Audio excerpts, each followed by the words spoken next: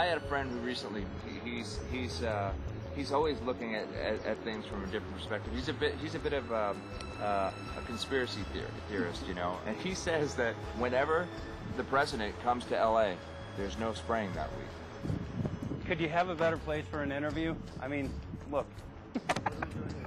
Well, this is being done over our farms and over our things. So basically, they want to eliminate our ability to eat organic food, have clean water. So in some ways, it sounds to me like, and you know, again, it's just a projection, but it sounds to me like this is control. How do we control the masses? Yeah. How can aluminum be good for you in any? And what was the second chemical you mentioned? It's barium. Barium aluminum. Obviously, those are toxic to everything. To human health. Yeah. Human health, to farms, to animals, to everything. 61,000 parts per billion. And there should be a government alert at 1,000? At 1,000, people are drinking this. People that climb the mountain, they're drinking that snow. It's poison.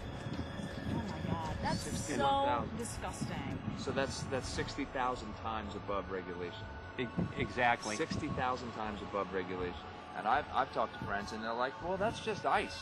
That's just condensation. And I'm like, you can talk to a second grader. Ice doesn't float in the sky and spread out that way, you know? You're not an expert, but you're a concerned citizen who said, wait a second. Who's actually doing the research. Yeah, you're doing the research, and that's what we need to do as Americans and say, you know what, I want to know what's going on. I want to know what the FDA is doing to my food. I want to know what the government's doing with my air, my water, and the soil.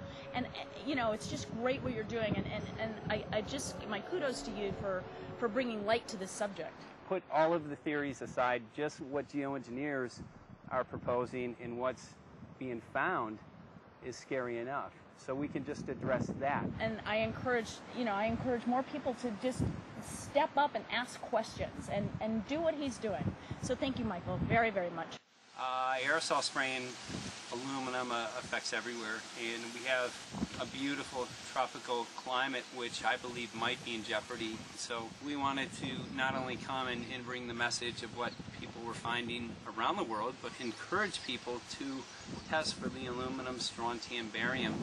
Essentially, I think it was an effective trip. I saw a lot of people here in Hawaii, in Maui, awake and not only curious, but willing to look into this deeper, and that's my only hope. And this is one of the boldest moves, I think, from Ed Griffin yet.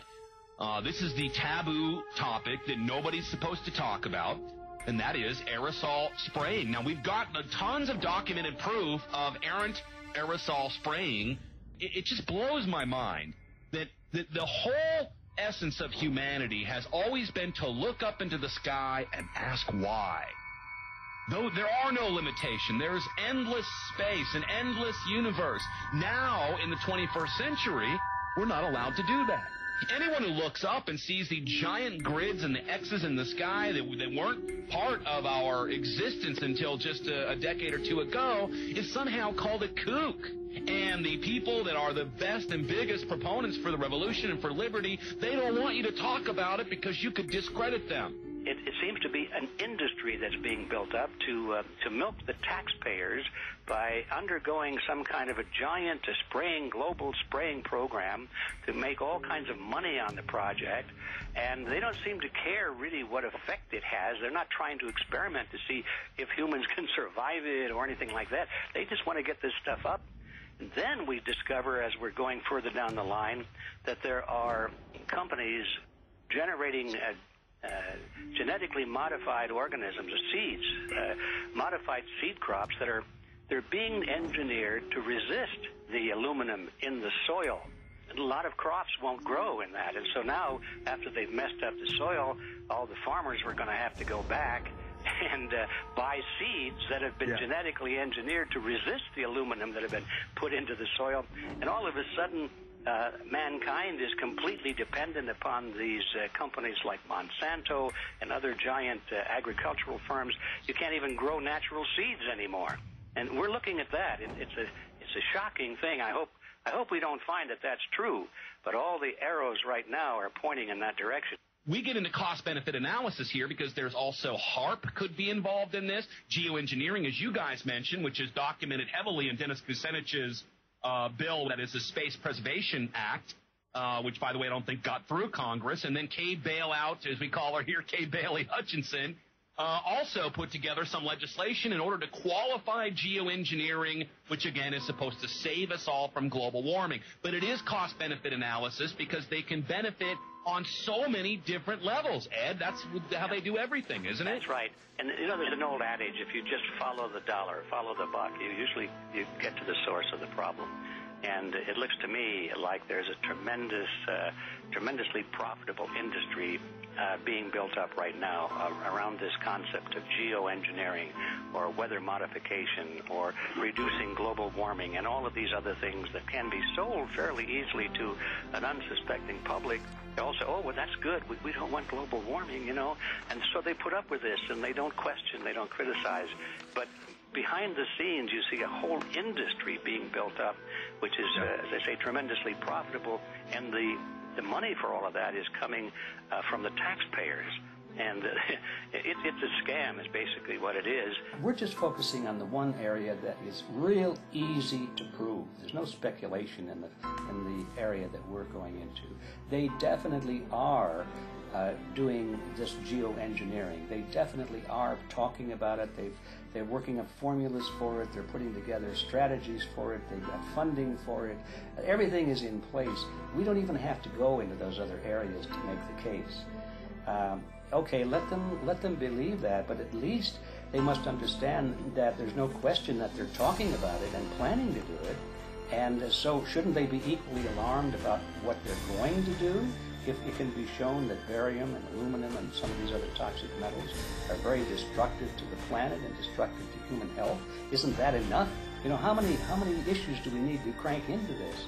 And so, you know, if you're going to kill the planet and kill the population, do we need any other reason to be alarmed? What in the world are they spraying? Thank God people are asking this question. That's all we want. We just want to be able to ask these questions. Our good friend G. Edward Griffin, all these years, Mike Murphy and Paul Wittenberg are doing this great effort with your help. This is a community effort to get people real information. What in the world are they spraying? Any final quick comments before we're out of time? And my only final thought is that we asked the question, what in the world are they spraying? And we now know what it is. And folks, you're not going to like it.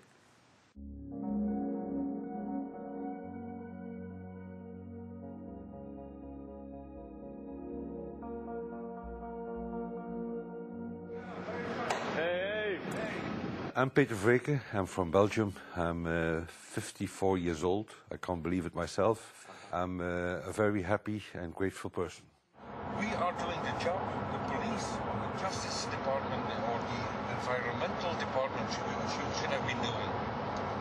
And it's really essential that it's going to be a grassroots revolution. I think so.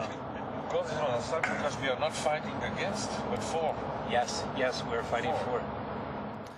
I was in the council for about 25 years and also a period as the mayor. So from that moment on, 10 years ago, everything started to change. I started to get a picture of what is really going on. And it became crystal clear to me that we, humankind, have been manipulated and dominated and exploited for centuries. So, and this chemtrail phenomenon made me angry because I was so helpless. You can decide what food you're going to eat, whether you're going to smoke, what water you're going to drink, what kind of life you're going to lead, but not with this phenomenon. Then you are just a victim. It's only a game. And there have to be good guys, and there have to be bad guys. And luckily, we are in the position to be able to play the role of the good guy who has the chance and the opportunity to overcome. 3 days that we shared with them, my heart just dropped because it was such a beautiful way to live and such a peaceful way to live. I left thinking, what's this going to be like in 10 years? Is everything going to be killed off on the property? And if it is, how are they going to get their food source? Are they going to have to take a class, you know, and get certified by company XYZ? And what are the requirements for that? And that really is the end of freedom. I'm concerned about that. I definitely, I really am. Yeah. I learned to say everything is now as it has to be now. And everything is going to be okay. It's going to be all right. It's going to be okay. Yes. I have this deep feeling that in the end we will prevail because we have the right on our side. The cosmos is helping us. And I have this strong feeling that we are being supported by entities and by forces we can't even imagine.